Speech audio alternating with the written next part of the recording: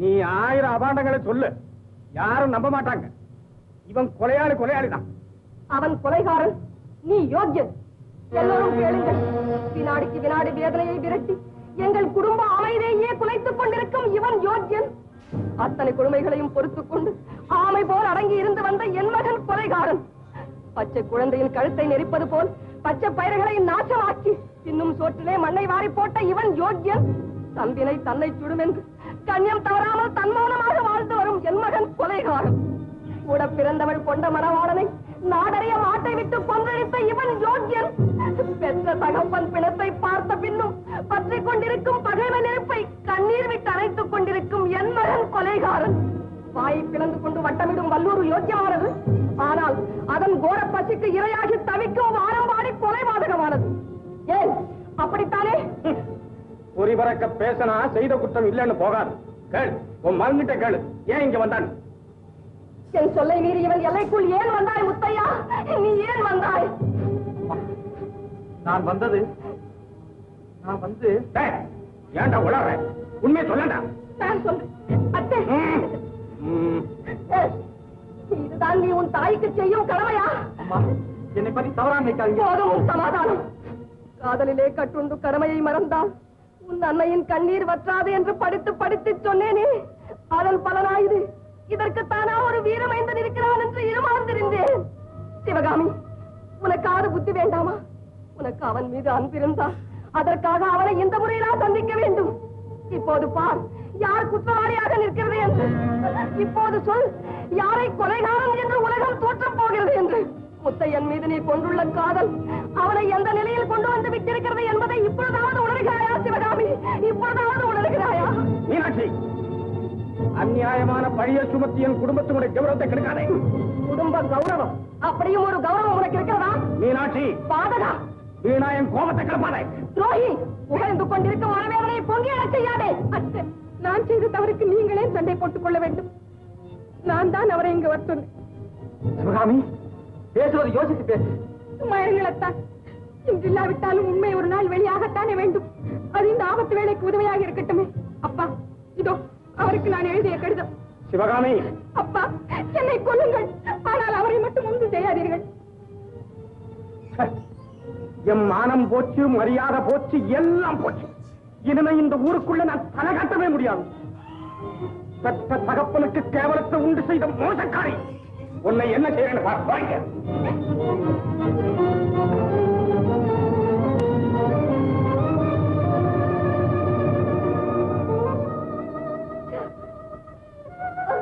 அம்மா, என்னை அம்மாவென்று அழைக்காதே. தாயின் சபதத்தை நிறைவேற்ற விரும்பாத உன் இதயத்திலிருந்து அந்த வார்த்தை வர வேண்டாம். அம்மா, அம்மா,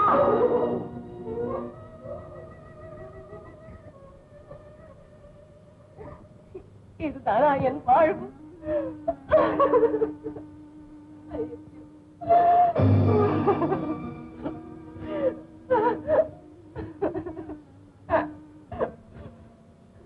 அம்மா, அம்மா,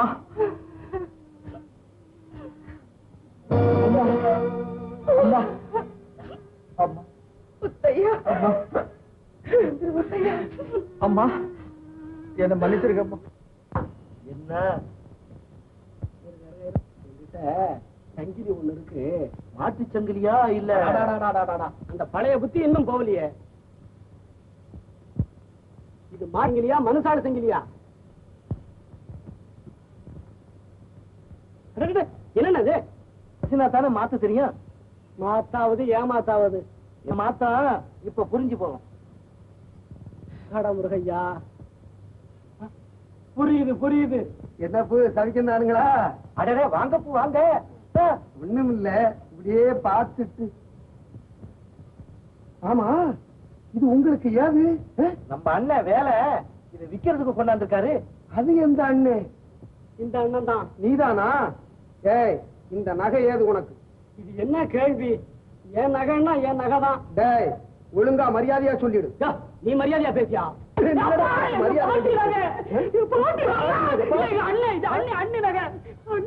உள்ளதை சொல்லு, கொண்டு விடுவேன். எனக்கு வள்ளி கொடுத்தா என் மக வள்ளியா கொடுத்தா உனக்கு? தொடர்ந்து அதிகமா போச்சுன்னு உயிரை விட போனே. அதை பார்த்துட்டு வள்ளிக்கு என் மேல இருக்கிற ஆசையில என்ன செய்யற பாரு. என் மக வீட்டுல இருக்கிற போய் கூட்டிட்டு வரா. சரிங்க ஓடுறா. என் மக மேல பழிய போடுற. இல்லைங்க, சத்தியமா எங்க அப்பான உங்க தலையில ஏண்டா என் வீட்டிலே திருடனும் இல்லாம என் தலையில கைய வைக்க ஆரம்பிச்சிட்டியா நீ? விசாரிக்காம சொல்றீங்களே. உன்னை கொண்டு விட்டு விசாரிக்கிறேன்டா. இல்ல நான் விசாரிக்க வேண்டிய இடத்துல போய் விசாரிச்சுக்கிறேன். ஐயா எல்லாரும் கேளுங்க. என் மக தூங்கிக்கிட்டு இருக்கும் போது அவ கழுத்துல கிடந்த சங்கிலியை வெடுக்கு அறுத்துக்கிட்டு ஓடி போயிட்டான். என்னன்னு கேட்டா இவன் என் மக தான் கொடுத்தான்னு சொல்றான். இந்த திருட்டு பயலை என்னையா செய்யறது? எல்லாரும் சேர்ந்து அடிக்கையா.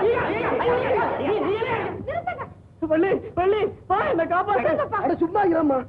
அப்பா அப்பா விட்டுடுங்கப்பா. அட பாவி பைய புள்ள, விட்டுறதாவது. இந்த வாரு உன் நகை இவன் தானே அன்னைக்கு ராத்திரி. இல்லப்பா, நான் தான் அவருக்கு கொடுத்தேன். தப்பிச்சடா வேலா. வள்ளி நீ வரலன்னா எனக்கு கொள்ளி வச்சு எள்ளும் தண்ணியும் இறைச்சு என் எலும்பை எந்த தண்ணியாவது கரைச்சிருப்பானுங்க. ஆமா ஏன் வள்ளி அன்னைக்கு திருட்டு பைய வந்து? ஆமாப்பா, சொன்னா நீங்க அடிப்பீங்கன்னு பயந்து. அட பாவி பைய மகளே, எனக்கே டேக்கா கொடுத்துட்டியா? ஆமா இவனுக்கு ஏன் கொடுத்த? நான் இவரை தாம்பா கட்டிக்க போறேன். போ வீட்டுக்கு போ, நான் உன்னை அங்க வந்து கவனிச்சுக்கிறேன். போ போ. வள்ளி அப்போ அன்னைக்கே நான் சொன்னேன் கண்டுபிடிச்சு கொடுக்கணும்னு. இதை கண்டுபிடிச்சு கொடுத்தீங்க. அதுக்காக உங்களுக்கு நான் வந்து சரி இருக்கட்டும். டேய் வாடா வாடா வாடா.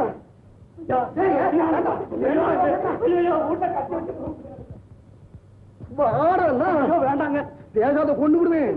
நான் செஞ்சது தப்பு தாங்க. இனிமே வள்ளிய கண்ணால கூட பார்க்க மாட்டாங்க. என்ன விட்டுடுங்க. அதுதான் இவர்கிட்ட நடக்காது. கட்டி வைக்க போறேன். கட்டி வைக்கவா? வேண்டாங்க, என்ன விட்டுருங்களேன். விடுறதாவது உன்ன மாதிரி பொண்ணை கெடுக்கிற பசங்களை சும்மா விட்டு வச்சா ஊரே கட்டு போகும். அதனால என் மகளை உனக்கே கட்டி வைக்க போறேன். எனக்கா? வள்ளியா? ஆமா. இப்ப நீ சம்மதிக்கிறியா இல்லையா? ஆஹா, நீங்க தான் கண்கண்ட தெய்வம்.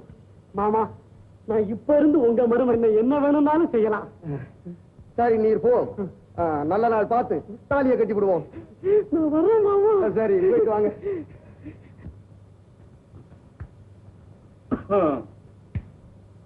உங்க காகிதத்தை பார்த்த உடனே ஐயர் சாமியை கூப்பிட்டு 4 நட்சத்திரம் பார்த்தாச்சு. கேட்டீங்களோ? அடுத்த 9ஆம் தேதி ஒரு நல்ல முகூர்த்தம் இருக்கு. அன்னைக்கே இந்த கல்யாணத்தை நடத்திக்கிட்டா எனக்கு ஐயர் சாமி சொல்லிட்டா அதுக்கு அப்பீல் ஏனுங்க? ஏன் பார்வதி? இஷ்டம் போல செய்யுங்க. அம்மாவுக்கு என்ன உடம்புக்கு சரியில்லாம படுத்துறாங்களோ? கொஞ்சம் பரவாயில்ல. போட்டும் போட்டும் போட்டும். வந்து ஒரே ஒரு பையன், அவன் கல்யாணத்தை நல்லா விமரிசையா செய்து போடணுங்கிறதா என் ஆசை. எனக்கு இருக்கிறது ஒரே ஒரு பொண்ணு தான். அவளுக்கு செலவு பண்ணாம வேற நான் யாருக்கு செலவு பண்ண போறேன்? ஆனா இவ்வளவு பணம் இருந்து என்ன பிரயோஜனம்? ஒரே ஒரு கவலை, இந்த சந்தர்ப்பத்தில் என்னுடைய சம்சாரம் சின்னமணி இல்லைன்னு தான். இந்த கல்யாணத்தை உங்க இஷ்ட பிரகாரம் பிரமாதமா நடத்திடுவோம். எப்படி? சந்தோஷம் தானே? மயாண்டி எஜமா, பந்தலிலிருந்து பந்தி வரைக்கும் வேண்டிய ஏற்பாடுகளை செய்து போடும். சரிதாங்க. வரக்கூடியவங்க என்னென்ன கேட்டாலும் அப்படியே வாங்கி கொடுத்து போடும். கொடுத்தருங்க. அங்க வந்த உடனே அது இல்ல இது இல்லன்னு சொல்லப்படாது. சொல்லவே மாட்டேன். குறிச்சு விடுவான் குறிச்சு. ஏன்னா எனக்கு இருக்கக்கூடிய பொண்ணு ஒண்ணே ஒண்ணு. ஆமாங்க, அதுக்கு சொல்றேன். சரி ஓ உத்தரவுங்க. ஏனுங்க? சரிதாங்க. நாங்க என்னங்க உங்களை தானே தேடிட்டு வரேன். என்ன? நம்ம சிவகாமி அம்மா கல்யாணத்துக்கு எல்லா ஏற்பாடும் நடக்குது. அப்படியா? நிஜமாவா? ஆஹா, சிவகாமிக்கு கல்யாணம்னா அடுத்தபடியா நம்ம 2 பேருக்கும் கல்யாணம் தான். வள்ளி இந்தாங்க, பூராவும் சொல்றதுக்குள்ள கடந்து குதிக்கிறீங்களே. போதும் போதும், இவ்வளவு போதும். இதுக்கு மேல சொன்னா இருதயம் சந்தோஷம் தாங்க முடியாம படார்னு வெடிச்சிடும். நான் சொல்றதுதான் கேளுங்களேன். சிவகாமி அம்மாவுக்கு உங்க அண்ணன் மாப்பிள்ளை இல்ல. என்ன சொன்ன? சிவகாமி அம்மாவுக்கு எங்க அண்ணன் மாப்பிள்ளை இல்லையா? ஆமா, எஜமா வேற இடத்துல மாப்பிள்ளை பாத்துருக்கிறார். அப்போ நம்ம காதலும் போயிடுமா? வள்ளி, இந்த கல்யாணத்தை எப்படி நடக்க விடக்கூடாது. இப்பவே நீங்க உங்க அண்ணா கிட்ட சொல்லி இதுக்கு ஏதாவது வழி செய்ய சொல்லுங்க. போங்க. போறேன். அண்ணா அண்ணா கொண்டாங்க. எப்படி குடுங்க? எப்படி ஏன் இப்படி பதற? வீடு போனா போகட்டும், நிலம் போனா போகட்டும், பணம் காசு நகட்டு போனா போகட்டும். ஆனா மானம் போனா கொண்டாங்க. எப்படி? ஏலா, நான் சொல்றத கேளு. விஷயம் என்ன தூரமா சொல்ல. விவரமா தாங்க முடியலையே என்ன? ஐயோ, ஒருத்தன் காதலிய இன்னொருத்தன் கல்யாணம் பண்ணிக்கிறதுன்னா அப்போ உனக்கு காதல தோல்வியா? தோல்வியா? எனக்கா? சிவகாமிக்கும் வேற ஒருத்தனுக்கும் கல்யாணம். என்னது? காதல்ல தோல்வியா? உண்மை சொல்லு. கோபம் வருதா? இப்ப எப்படி இருக்கு? சுப்பரமா சொல்றேன் கேள். சிவகாமிக்கும் வேற ஒருத்தனுக்கும் கல்யாணம் செய்து கொடுக்கறதாக அண்ணன் நிச்சயம் செய்துட்டாரு. என்னது? அப்படியா சமாச்சாரம்?